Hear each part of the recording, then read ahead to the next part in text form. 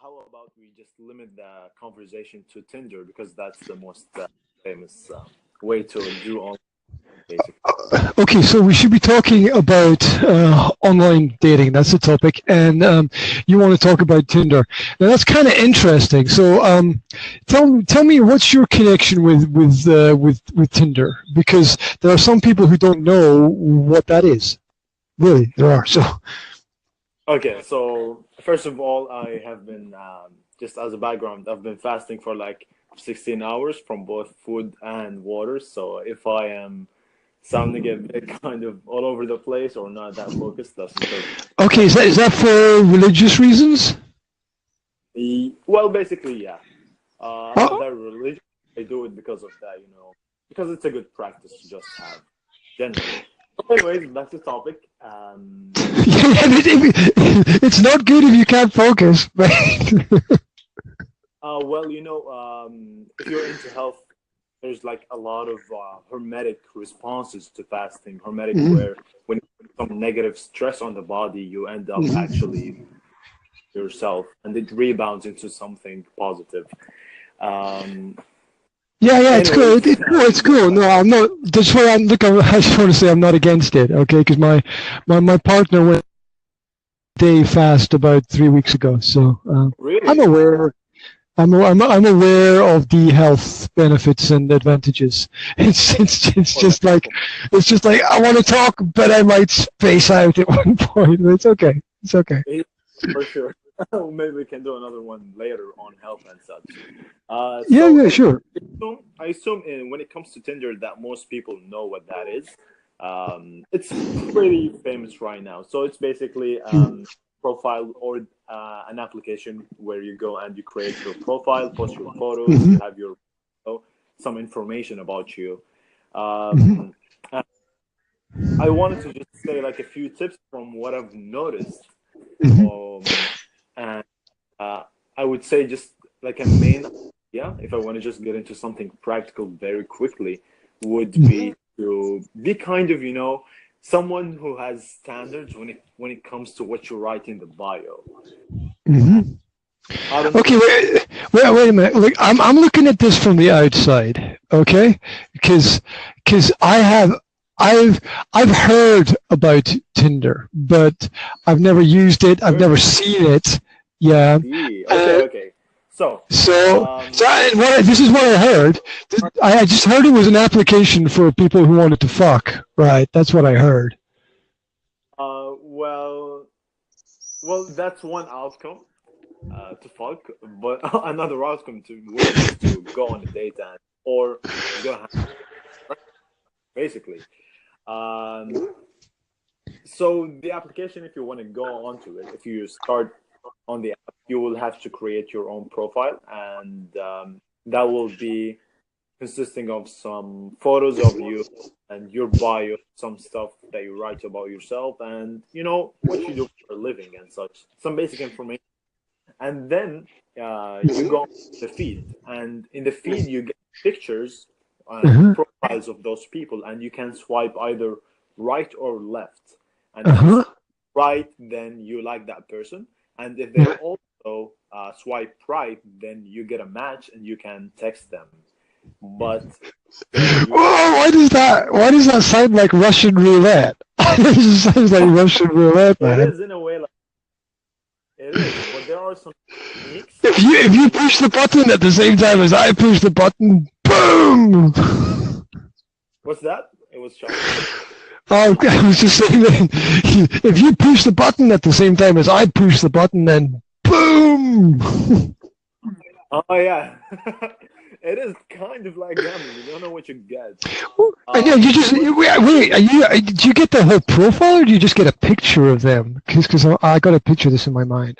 So you get a picture, and then you can click right, and you see all the other pictures, or you can click like a little arrow that's on the picture, and then you can read the profile and you can read some information about who they are. Look, so let me understand this, because I've got to get this right, because this is all new stuff for me, right? So some guy who's some guy who's drunk out of their mind can just create a profile and just go through it going swipe, swipe, swipe, swipe, swipe, swipe, swipe, swipe, swipe, and they could have pictures of somebody they're not on there, right? I mean, people could abuse it in the wrong way. I'm sure they don't, but I don't know actually. But well, you know, there's like the element of luck with so who you get, and sometimes people use pictures really not. Oh, wait. Sorry, I've got to ask another question. Sorry. Is this only local people, or is this like all over the planet? Or like if I see pictures, is it only people like who live in the same town as me, or how does that work? Yeah, there's an option that you have. It's 150 kilometers, or I guess 100 miles. That's the location that matches. Or you can go on. You can pay premium for it, and go to whatever location you want. Oh my God! Wow. Yeah, for me, I usually start with like 10 kilometers. Just make sure that those people are around me. It just makes it a lot easier to go. No shit, right? Because you could have somebody who's from miles away. Oh my God. Okay, yeah. I mean, keep it practical, right? Once I've found my neighbor, once I found my cousin. It can be pretty fun, and sometimes you see your friend in there, and it can be a little. Well, I'm not against this kind of. I don't know. This people have to meet somehow, right? But what has happened in society to cause us to go towards using applications to find people? Oh my God, I'm using one now. This is the same thing, right?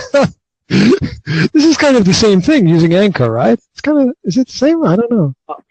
Well, I don't know. For me, I use Anchor just to kind of do voice journals and try to.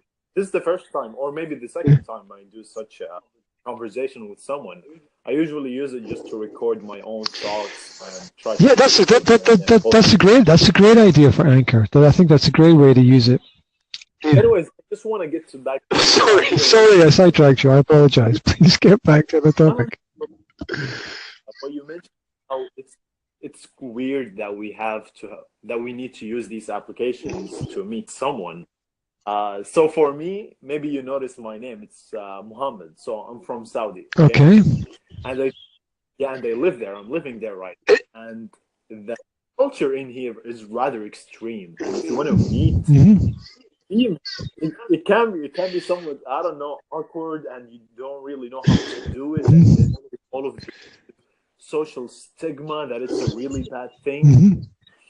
So I started to get into kind of relationships and really dissect this whole field, trying to understand attraction. And it turns out there's a science behind it. Okay. And I found that Tinder was just such an easy way, an approachable way to start this process, to get you talking to girls, to improve, to see what type of girls you actually like and who you want, what qualities to look for. So in the beginning, it was a perfect way to test out this whole new field. And after a while, you start to progress and you just approach girls when you see them outside, you meet more with friends, and it becomes just more normal. But I guess for most people, it's a hard thing to do, to actually go ahead and approach. And Tinder just gives you, I don't know, a practice way. Well, I think what it does is it distances you from a lot of things. And in a sense, I'm not saying this is 100% true, but in a sense, it slightly dehumanizes because it's a digital medium and you're not in the same physical space as other people. So you're not going to get, personally yourself, you're not going to get hurt so much if there's some kind of rejection or miscommunication. There's still distance between you and the other person. Whereas that kind of conversation in real life where you're in a cafe or a club or a bar or just some other social setting can be much more complex. Again, you can feel under much more pressure as well in that personal face-to-face environment. Yeah, absolutely. That's totally true. And because it just makes it easier for you in the beginning. That's why it can be useful. But after a while, just like you said, you really want a real interaction.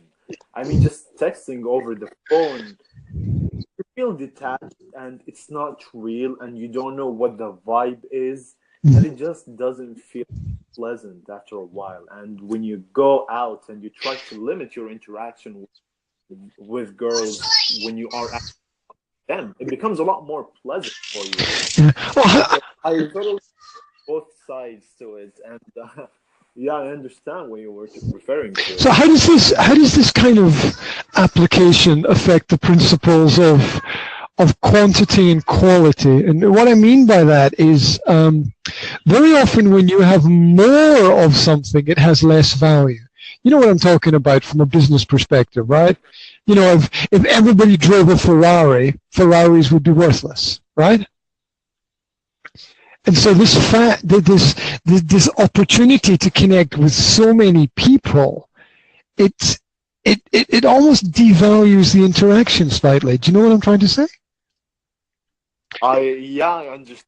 Because sometimes from the others. Okay, sorry. Please go ahead. I think it's a really good thing, because one of the biggest problems or sticking points that guys have is that they don't have options. It makes them a little needy, and clingy, and that's a really bad thing to have.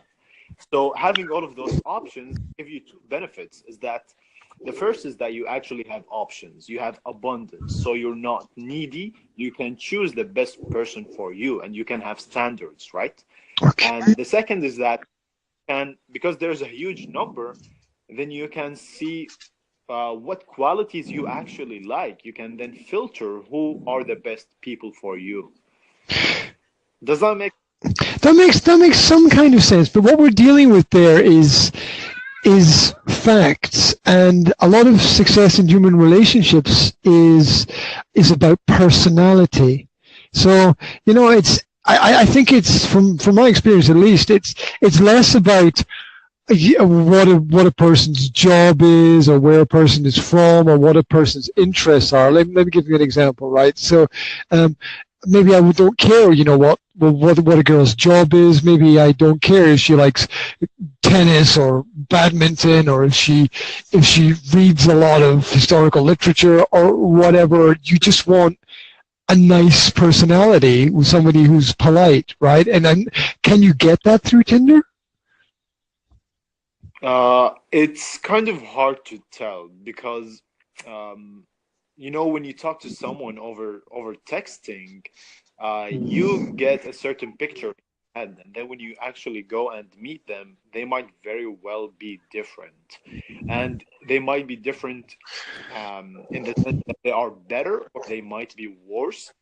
But it's really hard to tell just over the phone. You need to go out and see them. There's a tendency on the net for people to make themselves look their best, right? And maybe that's 1% of the truth, right? Because I could just say that I'm not always at my best, Yeah, and that's in terms of personality, and also in terms of looks. I mean, I've seen some I've seen some profiles that look just amazing. The girls look like models, and then I go and see them in real life, and well.